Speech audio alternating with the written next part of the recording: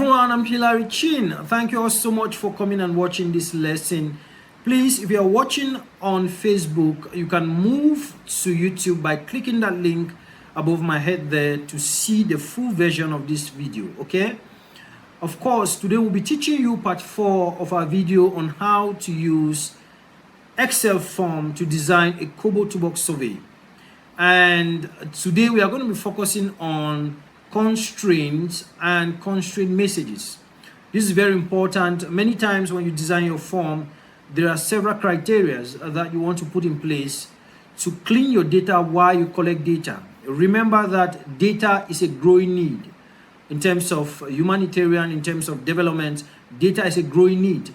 And every company loves to manage data. They'll be looking for data scientists, data analysts, information managers, etc. So these skills that we are teaching, they are very important, very timely, and very useful, especially for your career, for your future. This is very important. So please follow me. Of course, make sure that when you go to YouTube, by the end of this part 4, you will see part 1, part 2, part 3. And above my head there, I'm going to pin part 1 up to part 3 so that you can watch consistently and really grasp a lot from these lessons.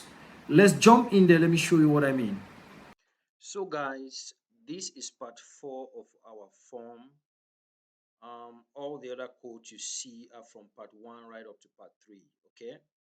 So what we are doing today is building our constraint and constraint messages. So to start, we'll just come under survey here. Remember, we have survey choices and settings. So we'll come under survey here and we put date. And then these dates, the first date is going to be project start date. The second date is going to be project end date, okay? So remember that this column here gives you the type of data, whether it's integer, whether it's text, etc. Okay, so we want to go with date.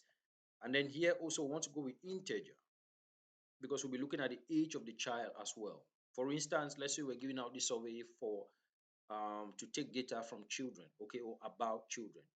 So now that we have dates here, we're going to come in here and put project. Since we are writing a code, we'll put underscore project start. Okay, then the second one will be project end underscore end. Okay, so this is a code. Remember that this name column here is a code, and each time you're writing 2 words, you have to put an underscore. Same here.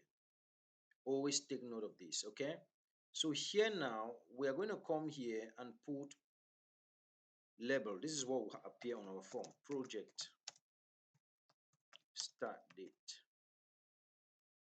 So here on the label option, you can put any, you can write any style that you want because that is what will appear on our form. Okay, project end, sorry, date.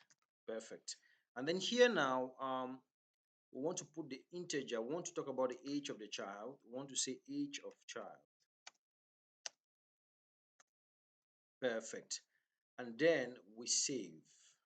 So once we save now, we'll come to this column. Remember, each time you want to activate a certain condition on your Excel form, especially dealing with Kobotoolbox Survey, you need to add on a column. So on this column, we are going to put constraint, okay? Constraint. And then on the next column, we are going to put constraint message, underscore message, because that is a code, and then we save. So we are highlighting to Excel that we want to write a condition under here, because when you look at this line of code here, it runs right here and it intercepts on this cell here. It means it saves cell H19. You see? So we want to say that the project end date must be above the project start date. So we'll come under this project end date here, coming under this constraint here, and we put dot. Now this dot refers to this project end. It refers to anything that is written inside this particular cell here. I could still put project underscore n here, but to make my code not to be too complicated at this point, or to make my work very straightforward, I'll just put dot. So this dot still represents what anything that is written here. Okay, for now, what is written here is project underscore end date, n, project n underscore n, sorry. So if I come here and I say dot, and then I say project end date, which is dot, should be above, and then my dollar sign and curly bracket. It should be above this project start date. So I also come here and I write what is inside here is what I'm going to bring here, underscore, because that is a quote, and then I put start, and then I close it. Now, when you work with Kobotoolbox, remember that there is one common code that you keep using. That is dollar sign and curly bracket. These are two common codes that you'll be using many times. Okay, I'll come again here. Remember that this is under the line where you have project end date. So we come here, follow under our constraint, and we put that code.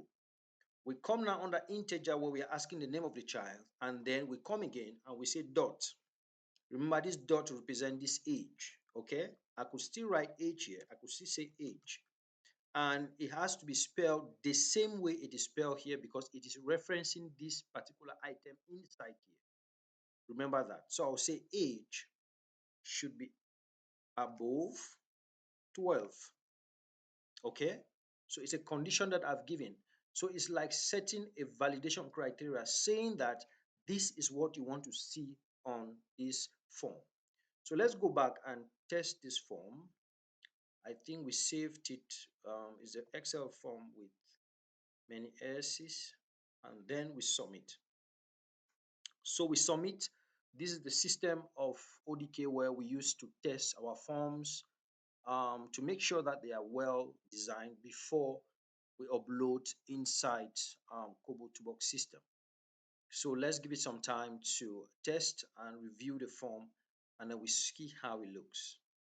So after we have run our test, let's preview and see how it looks. So we'll come here and we preview, and then we see the output of what we have. This platform is very important because it allows you to really check your form before you upload in the original Kobotoolbox. We saw that in part 1 of this video, so you can go back to part 1 and check. So here we said it should be above 12. So if we put 11, it's going to give us a query, right? It says value not allowed. So if we put 13, then it's okay. Now, we also said that this project end date should be more than or above this project start date. It means if we are starting a project today, which is the 4th of June, then it should be ending after today. It shouldn't end yesterday. Okay, it doesn't make sense. For instance, if I click here and I say project start date 4th of June, project end date should be 5th, 6th, 7th, and above. Okay, that is why if I come here and I put 3 here, you see that it says value not allowed because the project start date cannot be 4th, and then the project end date is 3rd of June, which is already passed yesterday. Because this is some of the common errors that you will have from those who are responding to your forms, okay? Such that when they see these messages, they know that you are not supposed to continue. Also, let's go back to our form and show you something. Now it just have the default query, which is value not allowed. So if we go back to our form here and we come and put a certain message here under these constraint messages, remember this is a constraint that we have put. Now we want to put constraint message, and we just put, maybe we said please re-enter the value. Okay, that is it there. Re-enter the value, and then down here we say please not the correct age. You see, and then we save. Now we are saying that this statement here should be appearing if they wrongfully put a data, or if they don't meet this criteria or this condition. So right here, I'm going to come here and then I'll slow this down, come again, bring that file in, okay, and then I please press open and then I submit. Each time you bring your file, please make sure you look here. You see the file, the name of the file will be written here to show you that the file has uploaded before you click submit. So once we click submit and then we open on our browser, it will show us. So when we go back there and I try to maybe put 11, you see that it says please not the correct age. So this is what we wrote on our form, right? This is the message, the query message, or the constraint message that we included in our form. So if I come here again and I say 4th of June and I come here and I say 3rd of June, it says please re-enter the value or the correct value, or re-enter the value. This is what we put. Remember, this is what is on our Excel form here. This is very important. To add you a bonus on this video, if I come here again under this constraint again and I say that dot again, which represent these girls, okay, should be equal, it should be greater than, okay, should be greater than or equal to, no, should be greater than, I put my dollar sign, curly bracket, should be greater than boys, okay, boys, which is BOYS. Remember, you need to write exactly the same spelling you have here. You come and write in here, okay, and then you close your curly bracket.